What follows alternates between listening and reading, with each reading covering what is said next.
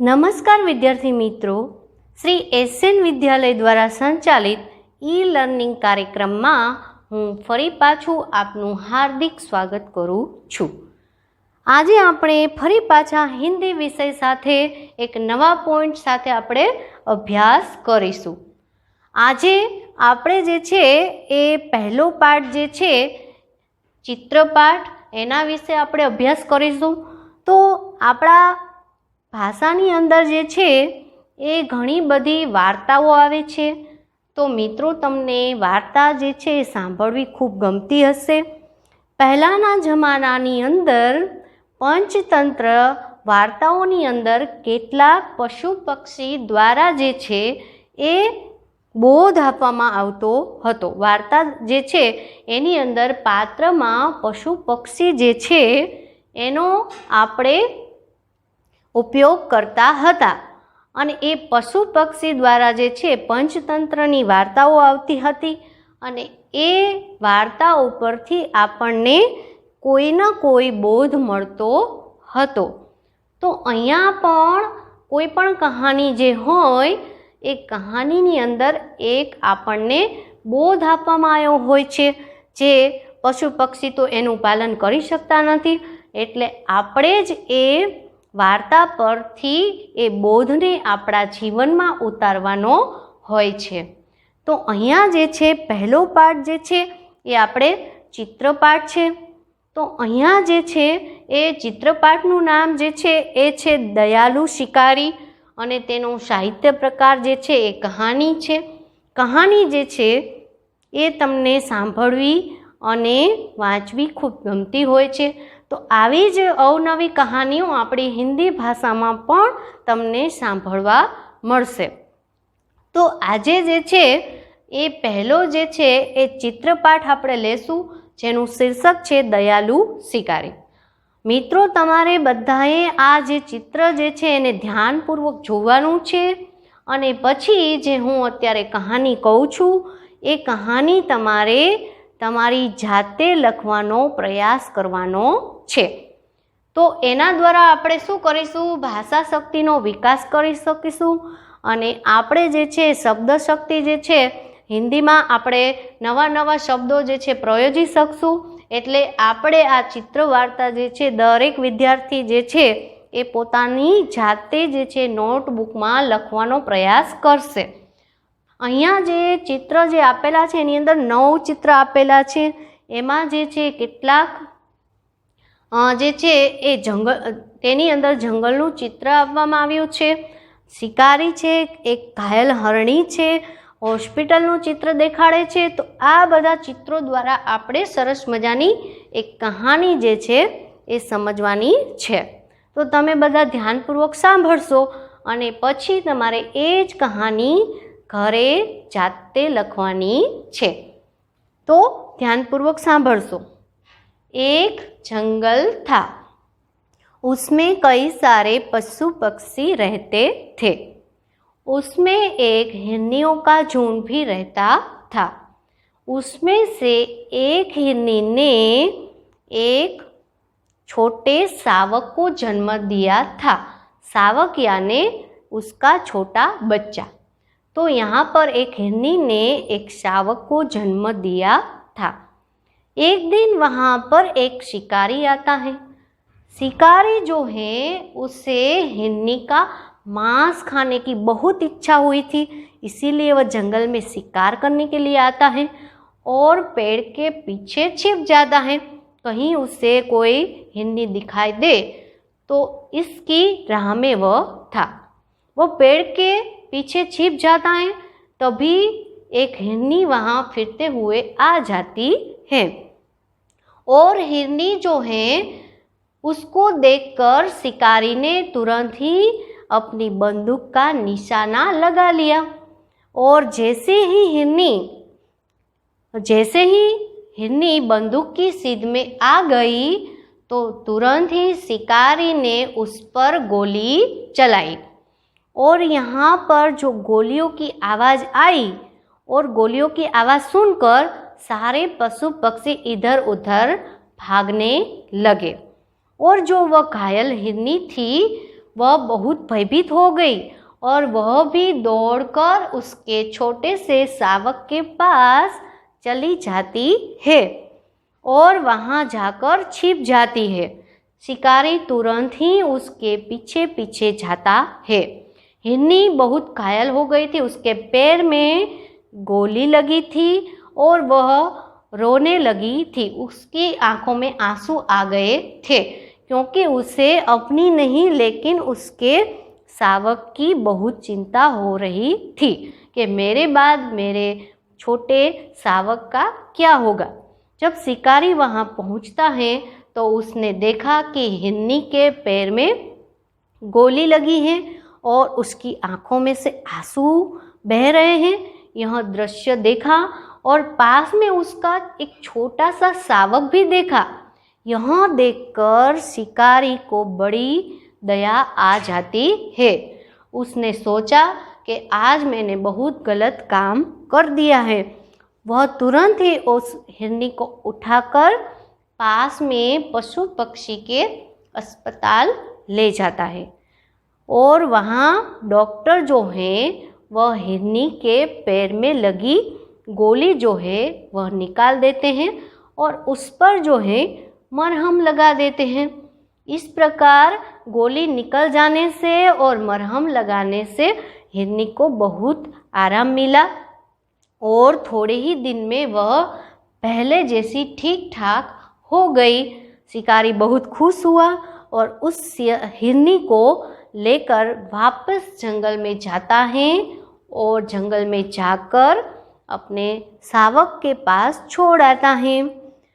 इस प्रकार सभी कहानी में एक सीख जो है हमें लिखनी होती है। तो यहाँ पर जो है इस कहानी में हमें क्या सीख मिलती है? तो इस कहानी के द्वारा हमें यह सीख मिलती है, हमें कभी भी निर्दोष प्राणियों की हत्या नहीं करनी चाहिए क्योंकि वे भी जीव है, उसे भी जीने का अधिकार है, हमें उसे मारने का अधिकार नहीं है। इसलिए इस कहानी की सीख क्या बनती है? हमें कभी भी निर्दोष प्राणियों पर गोली नहीं चलानी चाहिए या फिर उसे मारना नहीं चाहिए।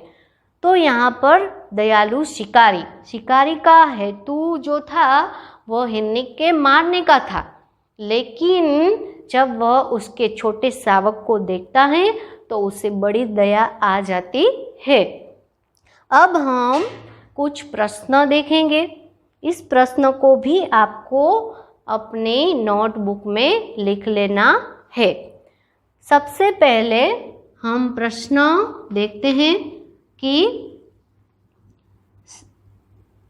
हिरनी कैसी थी? तो हिरनी ताजी और मोटी थी। दूसरा प्रश्न है, शिकारी जंगल में क्यों गया था? तो उससे हिरनी का मांस खाने की इच्छा हुई थी, इसलिए वह शिकार करने जंगल में गया था। तीसरा प्रश्न देखते हैं, पशु पक्षी के बच्चे को क्या कहते हैं?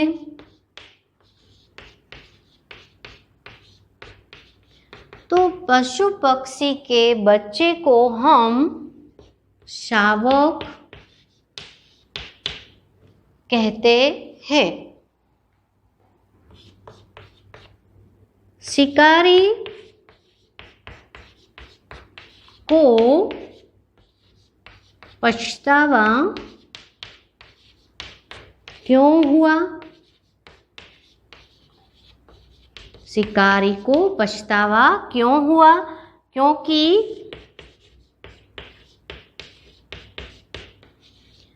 हिरनी ने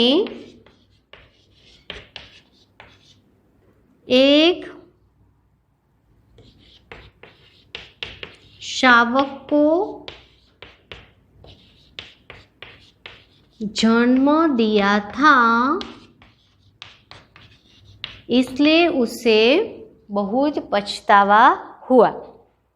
शिकारी हिरनी को कहाँ ले जाता है? शिकारी हिरनी को कहाँ ले जाता है?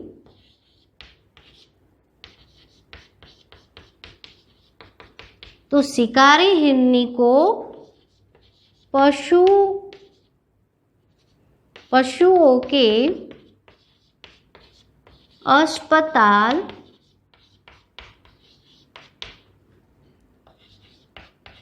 ले जाता है। यहाँ पर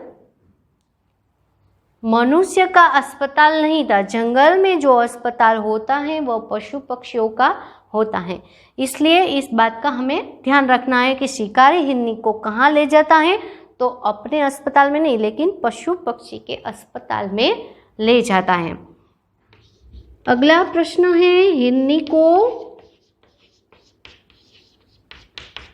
आराम कैसे मिला? तो यहाँ हिरनी को इलाज से आराम, हिरनी को इलाज से आराम मिला, क्योंकि जो शिकारी है उसे कहाँ ले जाते हैं? पशुओं के अस्पताल ले जाते हैं और वहाँ उसका तुरंत ही इलाज हो जाता है। इसके कारण हिरनी को आराम मिला। यदि आपको यह कहा जाए कि डॉक्टर ने इलाज के लिए क्या किया या शिकारी ने हिरनी को बचाने के लिए क्या किया, तो शिकारी ने हिरनी को बचाने के लिए वह उससे पशु पक्षी के अस्पताल ले जाता है और वहाँ डॉक्टर उसके पैरों में से गोली निकाल देते हैं और जो घाव होता है उस पर मरहम लगा देते हैं। इसके कारण हिरनी को आराम मिला। यहाँ जो प्रश्न है 1-2 वाक्य में है, इसलिए मैंने सामने ही लिख दिए हैं। यहाँ जो चित्रपाठ है उसमें 4 कहानी दी गई हैं। तो यहाँ पर पहली कहानी जो है हमने दयालु शिकारी देखी और दूसरी जो कहानी है वो है बातूनी कछुआ। तो बातूनी कछुआ जो है उसकी कहानी मैं आपको सुना रही हूँ। इस कहानी को भी आपको अपनी नोटबुक में लिखना है। एक तालाब था, उसमें 2 हंस रहते थे और वहाँ एक कछुआ भी रहता था। साथ साथ रहते रहते इन तीनों में गहरी मित्रता हो गई थी। कछुआ और 2 हंस जो हैं वो अच्छे मित्र बन गए थे। एक साल बारिश बहुत कम हुई। बारिश जो है वह कम होने के कारण तालाब का पानी सूखने लगा। तो हंसों ने सोचा कि हम किसी दूसरे तालाब में चले जाते हैं, लेकिन उसका जो मित्र है कछुआ कैसे जाएगा? वे अपने मित्र कछुए को मुसीबत में नहीं छोड़ना चाहते। इसलिए उन्होंने एक तरकीब सोची और कछुए से कहा कि तुम भी हमारे साथ दूसरे तालाब में चल सकते हो। तो कछुए ने कहा कि मैं तुम्हारे साथ कैसे आ सकता हूँ, मेरे तो पंख ही नहीं हैं। तो यहाँ पर हंस कहते हैं कि हम तुम्हें अपने साथ ले जाना चाहते हैं और वे कहते हैं कि हम एक कहीं से लकड़ी ले आते हैं और हम दोनों लकड़ी का एक एक सिरा पकड़ लेंगे और तुम अपने मुंह से बीच वाला हिस्सा पकड़ लेना और फिर हम तुम्हें आकाश में लेकर हमारे साथ उड़ेंगे। और ऐसा करते समय कछुए से कहा जाता है कि तुम तो बहुत बातूनी हो, तुम्हें बातें करना बहुत अच्छा लगता है, लेकिन तुम जो आकाश में हम जब उड़ रहे हो तब तुम्हें बिल्कुल भी बात नहीं करनी है। यदि तुम मुंह में से कुछ बोलोगे तो तुम्हारा लकड़ी वाला जो हिस्सा है बीच वाला वो छूट जाएगा और तुम नीचे गिर सकते हो। इसलिए उड़ते समय तुम्हें कोई बातचीत नहीं करनी है। ऐसा कहकर हंस जो हैं वह लकड़ी ले आते हैं। उन्होंने दोनों लकड़ी के एक एक सिरे यानी कि अंत वाला जो हिस्सा है वह पकड़ लिया और कछुए से कहते हैं कि तुम जो है बीच वाला हिस्सा पकड़ लो। और उसके बाद जो है आकाश में हंस जो है कछुए को लेकर उड़ने लगते हैं।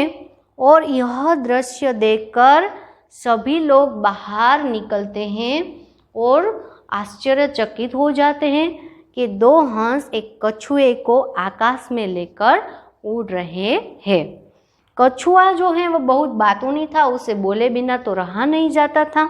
उसने तुरंत ही एक गांव को देखा और तुरंत वह बोल उठता है, यह कौन सा गांव है। ऐसा बोलने के साथ ही वह नीचे गिर जाता है और वहाँ उसकी मृत्यु हो जाती है।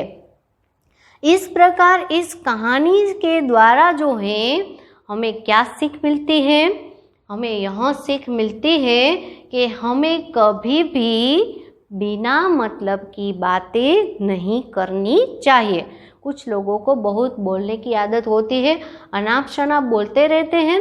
तो यहाँ पर हमें यह सीख मिलती है कि हमें कभी भी बिना मतलब की बातें नहीं करनी चाहिए। तो यहाँ पर जो है इस कहानी को भी आपको अपनी नोटबुक में लिखना है। अगले सेशन में फिर दो कहानी में आपसे कहूँगी। सबसे पहले मैं इनके जो प्रश्न हैं वो प्रश्न जो है उसकी बात कर लेती हूँ। सबसे पहले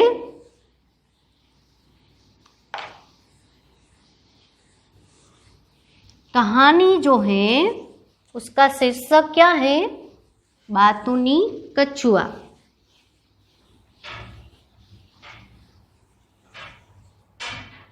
दूसरी कहानी जो है वह है बातूनी कछुआ।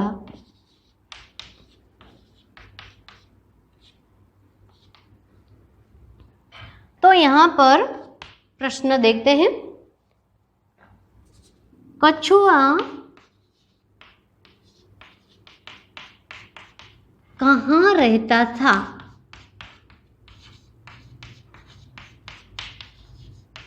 तो कछुआ जो है वह तालाब में रहता था। कछुआ तालाब में रहता था।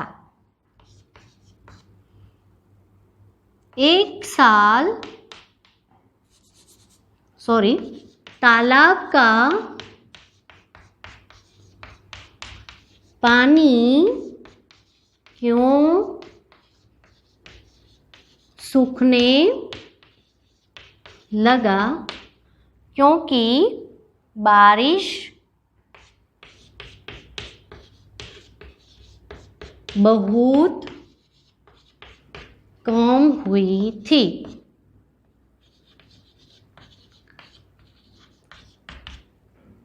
तालाब का पानी क्यों सूखने लगा था? क्योंकि एक साल बारिश बहुत कम हुई थी। कछुआ कैसा था?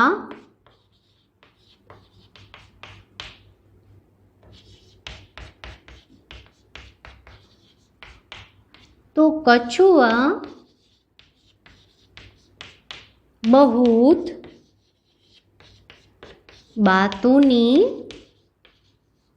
था। था, यानी कि उसे ज़्यादा बोलने की आदत थी।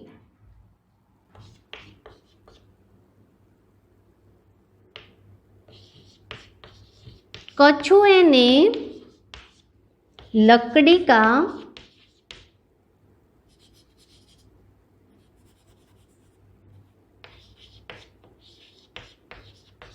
लकड़ी का कौन सा हिस्सा पकड़ा था? तो बीच वाला हिस्सा कछुए ने पकड़ा था। अगला है कछुए का मुंह खुलने पर क्या हुआ?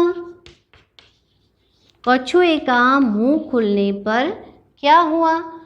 तो कछुए का मुंह खुलने पर उसकी मृत्यु हो जाती है। कछुए का मुंह खुलने पर उसके मुंह में से लकड़ी का जो बीच वाला हिस्सा है वह छूट जाता है और उसकी मृत्यु हो जाती है। तो यहाँ पर हमने 2 कहानी पढ़ी है। अगले वीडियो में हम और 2 कहानी पढ़ेंगे। तो यहाँ पर आपको दोनों कहानी लिखनी है और उसके प्रश्न भी लिखने हैं। अगले वीडियो में मैं आपसे फिर से मिलूँगी और नई 2 कहानी पढ़ेंगे। तब तक के लिए मैं आपसे रजा चाहती हूँ।